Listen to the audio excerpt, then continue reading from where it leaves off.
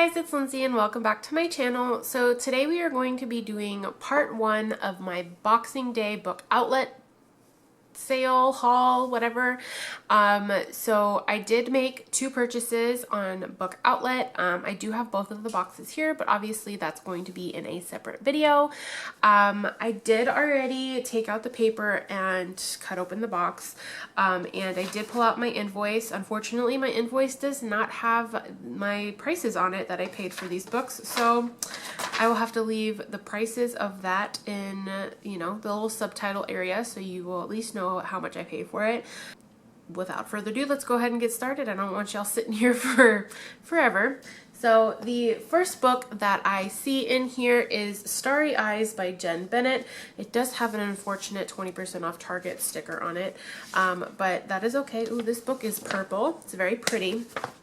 But the flap says, ever since last year's homecoming dance, best friends turned best enemies, Zori and Lennon, have made an art of avoiding each other. It doesn't hurt that their families are the modern-day Californian version of the Montagues and the Capulets. But when a group camping trip goes south, Zori and Lennon find themselves stranded in the wilderness, alone together. What could go wrong? With no one but each other for company, they have no choice but to hash out their issues via witty jabs and insults as they try to make their way to safety. But fighting each other while also fighting off the forces of nature makes getting out of the woods in one piece less and less likely. And as the two travel deeper into Northern California's rugged backcountry, secrets and hidden feelings surface. But can Zori and Lennon's rekindled connection survive out in the real world?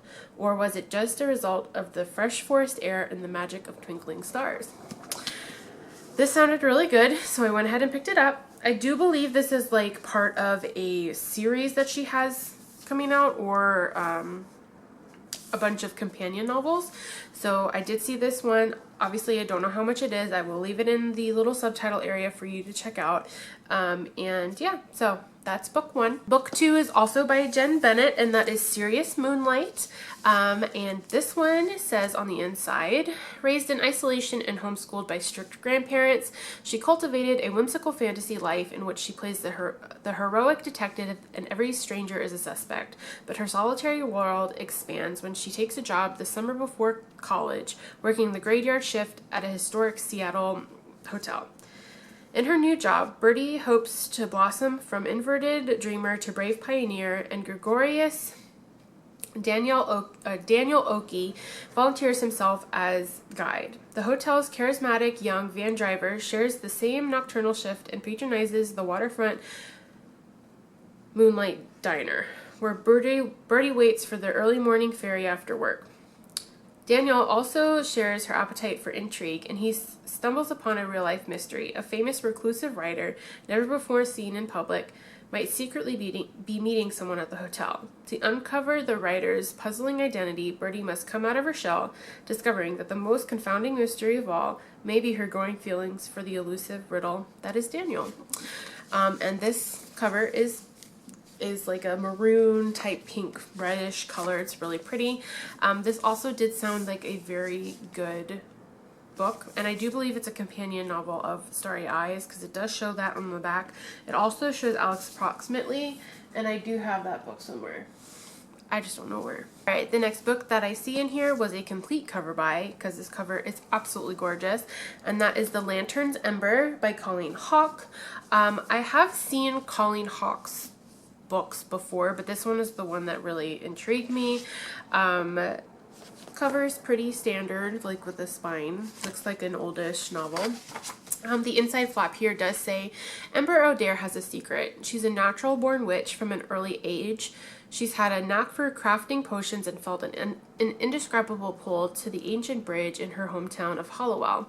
Little does Ember know the bridge is a gateway to the other world, a realm crawling with fiendish beasts, and Jack, an ever vigilant watchman, is committed to keeping meddlesome mortals away. His task is simple, or it would be, if he weren't falling for the very witch he's trying to keep out. Undeterred by Jack's warnings, Ember crosses into the Forbidden Plain and sets off a chase through a world beyond her wildest imaginings. Now Jack must do everything in his power to rescue his true love before both the earthly and unearthly worlds descend into chaos. New York Times bestselling author Colleen Hawke breathes new life into a classic folklore in this wild, twisting adventure propelled by the spirit of Halloween. So this one sounds like it's going to be like an October-y read. I am an October baby, so this is probably one that I'll read somewhere around my birthday. But it sounded really cute, and I can't wait. And this cover is so stinking beautiful. Like on the back here, it has a little pumpkin, and this skull is just so pretty. The next book that I see in here has been kind of hyped on BookTube recently, and that is The Gilded Wolves by Roshani Chachki. I do not have any idea what this is about. Ooh, the cover is really pretty. It's got like the Eye of Ra and the Eiffel Tower on it, so getting very like Egyptian and French type vibes. But this in flap says, it's 1889. The city is on the cusp of industry and power, and the Exposition Universal has breathed new life into the streets and dredged up ancient secrets. Here, no one keeps tabs on dark truths better than treasure hunter and worthy hotelier Severin, oh gosh, Montenegro, Leary? Sorry, my bad. When the elite, ever-powerful Order of Babel coerces him to help them on a mission, Severin is offered a treasure that he never imagined, his true inheritance. To hunt down the ancient artifact the Order seeks, Severin calls upon a band of unlikely experts, an engineer with a debt to pay, a historian banished from his home, a dancer with a sinister past, and a brother in arms, if not blood. Together they will join Severin as he explores the dark, glittering heart of Paris. What they find might change the course of history, but only if they can stay alive. So this is giving me like Six of Crows, like heist type vibes, because it does have a cast of characters. I have heard some interesting things about this, but I haven't really seen a lot of reviews on it, so hopefully I'll really like it, but we'll see.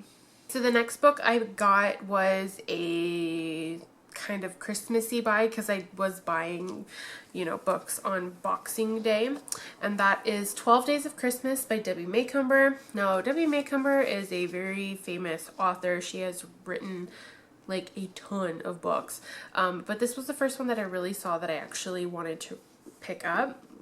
This one, I mean, it's just a Christmassy book. I'm not gonna read the synopsis to you, because all I do with these is I see them and I'm like, ooh, Christmas, and then I'll put them in my Christmas book stack and get to them on Christmas. So this one was relatively cheap, I do believe, and hopefully I'll get to it on Christmas next year. Okay, the next book that I see is The Chaos of Standing Still by Jessica Brody. I have no idea what this is about either. So let's see what it has to say. Rin has one unread text message on her phone, and it's been there for almost a year. She hasn't tried to read it. She can't. She won't, because that one message is the last thing her best friend ever said to her before she died. But as Rin finds herself trapped in the Denver International Airport on New Year's Eve, thanks to a never-ending blizzard on the one-year anniversary of her best friend's death, fate literally runs into her. And his name is Xander. When the two accidentally swap phones, Rin and Xander are thrust into chaos of an unforgettable all-night adventure filled with charming and mysterious strangers, a secret New Year's Eve bash, and a possible Illuminati conspiracy hidden within the airport. But as the bizarre night continues, all Rin can think about is the one unread text message. It follows her everywhere. It follows her wherever she goes, because Rin can't get her brilliantly wild and free-spirited best friend out of her head. Rin can't move on. But tonight, for the first time ever, she's trying, and maybe that's a start. As moving as it is funny, The Chaos of Standing Still is a heartwarming story about the earth-shattering challenges thrown at us and the unexpected strangers who help us along the way. So that sounds really good. I do remember seeing this on Melanie's channel over at Completely Melanie, and I saw it and was like, oh, okay, that sounds a lot. This sounds like really interesting. So I went ahead and picked it up. Blue cover, really pretty. So this one does sound like a wintry read, and since we are currently in winter still, I might pick this up this month or next month, because it's still going to be winter in February, but we'll see. So hopefully this one will be read soon. Okay, the next book in here is Love, Life, and the List by Casey West. Now, I do have some Casey West books. I'm not entirely sure how many of them I have. Probably like 2 or 3, not that many. But the back side of this says, 17-year-old Abby Turner's summer isn't going the way she planned. She has a not-so-secret but definitely unrequested crush on her best friend Cooper. She hasn't been able to manage her mother's growing issues with anxiety. Now she's been rejected from an art show because her work has no heart. But when she gets another opportunity to show her paintings, Abby isn't going to take any chances, which is where the list comes in. Abby gives herself 1 month to do 10 things, ranging from face a fear, number 3, to learn a stranger's story, number 5, to fall in love, number 8. She knows that if she can complete the list, she'll become the kind of artist she's always dreamed of being. But as the deadline approaches, Abby realizes that getting through the list isn't as straightforward as it seems, and that maybe, just maybe, she can't change her art if she isn't first willing to change herself. So this sounds like a coming of age story, very much like self-worth, self-development type book. So I'm really interested to see how much I like it. The next book in this box has some hype to it right now because it is a major motion picture, and that is 5 Feet Apart by Rachel Lippincott with Mickey Doherty and Tobias Lackanis. I'm sorry if I said any of this wrong. I do know that this is about 2 characters that have cystic fibrosis, and they can't be within a certain number of feet with each other. And I'm sure this book is going to make me cry my eyes out, as had the movie I cried my eyes out. So I'm not gonna read a synopsis because we already know what this book is about. And hopefully this will give me like a reason to cry at a book, because I haven't done that in so long, since The Fault in Our Stars. But hopefully this will make me cry. I know that's like a weird thing to say, but I just haven't cried to a book in so long that I kind of want to read one that'll make me cry. So, you know, hopefully this will do that. The next book in the box is Borrowed Souls by Chelsea Muller. I believe this is a paranormal romance type book.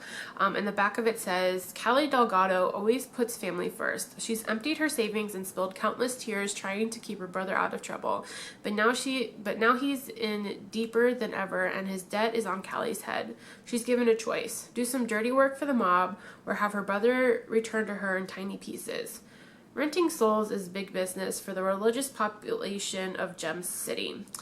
They're looking to take part in immoral or even illegal activity, can pay to use someone else's soul in sin without consequence. But the reality is, everything has a price. To save her brother, Callie needs a borrowed soul. But without the money, she has to dive headfirst into a dangerous underworld of seedy magic. With the help of the guarded but undeniably attractive Derek, she'll walk a tight line to avoid pissing off the bad guys while struggling to determine what her loyalty to her family is really worth. Losing her brother isn't an option. Losing her soul? Maybe. So this sounds like it has like a little bit of mob gangster and a little bit of magic. So we'll see how much I like it. I haven't heard anything about this, so we'll see. The next book I have in here is Top 10 by Katie Cotugno. I have a couple of her books, I believe, but I haven't really read any of them. So let's see what this says. It says, Ryan McCullough and Gabby Hart are the unlikeliest of best friends. Prickly, anxious Gabby would rather do literally anything than go to a party. Ultra-popular Ryan is a hockey star who can get any girl he wants and frequently does. But somehow their relationship just works. But from dorky Monopoly nights to rowdy house parties to the top 10 list, they make about everything under the sun. Now, on the night of high school graduation, everything is suddenly changed in their lives and in their relationship. As they try to figure out what they mean to each other and where to go from here, they make a final top 10 list, this time counting down the top 10 moments of their friendship. So this sounds really cute. It also sounds like a friends to lovers type book.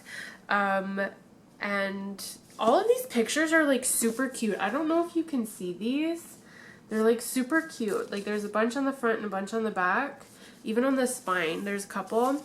And then you like open up the book and it has all of these other pictures in it. So this is like really cute. It's like literally looking into like a couple's friendship. It's just, I love it. This is so cute. Oh, and then the back has some more, and it's got like bowling alley and, you know, all these other cute pictures. So this cover was very much well thought out. So I appreciate it, and it's super cute. And hopefully I will read this. It does seem like it's a quick like contemporary. So we'll see. The next book I have is The Crown's Fate by Evelyn Skye. This is book 2 in this series. Oh man, I didn't buy a scratch and dent. This book is so bad. It's torn on the back. It's fine. Not a big deal. I really don't know anything about this book. I haven't even read the first one. Oh, it's right here. Let me grab it. Okay, so the first book was just right behind me, so I went ahead and grabbed it. This says, oh gosh, I'm going to butcher some of these names because they're like Russian names. It says, Vika Andreeva can summon the snow and turn ash into gold. Nikolai Karamov can see through walls and conjure bridges out of thin air. They are enchanters, the only two in Russia, and with the Ottoman Empire and the Kazakhs threatening, the Tsar needs a powerful enchanter by his side, so he initiates the Crown's game, an ancient duel of magical skill. The victor becomes the imperial enchanter and the Tsar's most respected advisor. The defeated is sentenced to death. Raised on tiny Ovechkin Island her whole life, Vika is eager for the chance to show off her talent in the grand capital of St. Petersburg. But can she kill another enchanter, even when his magic calls to her like nothing else ever has? For Nikolai, an orphan, the Crown's game is the chance of a lifetime, but his deadly opponent is a force to be reckoned with. Beautiful, whip-smart, imaginative, and he can't stop thinking about her. And when Pasha, Nikolai's best friend and heir to the throne, also starts to fall for the mysterious enchantress, Nikolai must defeat the girl they both love or be killed himself. As long-buried secrets emerge, threatening the future of the empire, it becomes dangerously clear. The Crown's game is not one to lose. So this was book 1. I saw book 2 on Book Outlet, so I went ahead and got it. I have to read the first one first, obviously, before I can get to this one. So who knows when that'll be. And the last book I see in this box is Sorcery of Thorns by Margaret Rogerson. I know nothing again about this book. I do know that Whitney over at Whitney Novels loves this book, and when I saw it on Book Outlet for relatively inexpensive, I went ahead and got it. This says, all sorcerers are evil. Elizabeth has known that as long as she has known anything. Raised as a foundling in one of Owlsmere's great libraries, Elizabeth has grown up among the tools of sorcery, magical grimoires that whisper on the shelves and rattle beneath iron chains. If provoked, they transform into grotesque monsters of ink and leather. She hopes to become a warden, charged with protecting the kingdom from their power. Then, an act of sabotage releases the library's most dangerous grimoire. Elizabeth's desperate intervention implicates her in the crime, and she is torn from her home to face justice in the capital. With no one to turn to but her sworn enemy, the sorcerer Nathaniel Thorne, and his mysterious demonic servant, she finds herself entangled in a centuries-old conspiracy. Not only could the great libraries go up in flames, but the world along with them. As her alliance with Nathaniel grows stronger, Elizabeth starts to question everything she's ever been taught. About sorcerers, about the library she so loves, even about herself. For Elizabeth has a power she has never guessed and a future she could never have imagined. So, there's that. Just a, cover and spine. So, this sounds interesting as well. I do like I said before, I do know that Whitney at Witty Novels really does like this book. And that is it for box number 1, you guys. That is 1, 2, 3, 4, 5, 6, 7, 8. So that first box had 12 books in it. Again, I don't know how much I paid for it. I couldn't tell you because I don't have a subtotal on this invoice. So I will leave all of that right here so you can see how much it actually cost me for these books. So with that being said, I hope you guys really enjoyed this video. If you did, please give me a thumbs up. Let me know what you guys thought of any of these books, and I will see you guys in my next one. Bye!